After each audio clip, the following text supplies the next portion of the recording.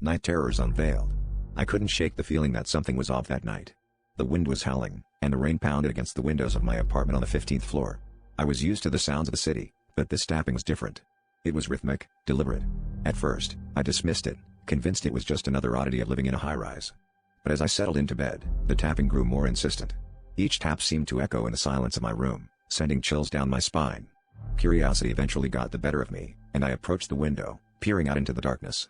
That's when I saw it, a shadowy figure perched impossibly against the glass, staring back at me. The figure was unlike anything I'd ever seen. Its eyes glowed with an unnatural light, and its limbs were elongated, spider-like, clinging to the window as if gravity didn't apply. Fear gripped me, rooting me to the spot. I wanted to believe it was some kind of elaborate prank, but deep down, I knew there was something sinister about the way it moved, the way it seemed to know I was watching.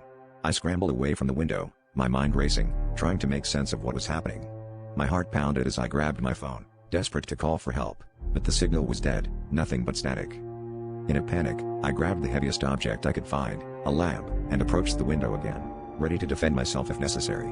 But as I drew closer, the figure began to fade, its form dissolving into the night until it vanished completely. Relief washed over me, but it was short-lived. The tapping resumed, now coming from the door. I backed away slowly, realizing with growing dread that whatever this thing was, it wanted in. The thought of it standing just outside, biding its time, set a fresh wave of terror through me. I spent the night huddled in the corner, clutching the lamp like a lifeline, eyes fixed on a door.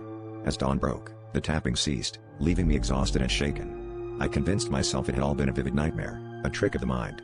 But the claw-like marks etched into the glass told a different story.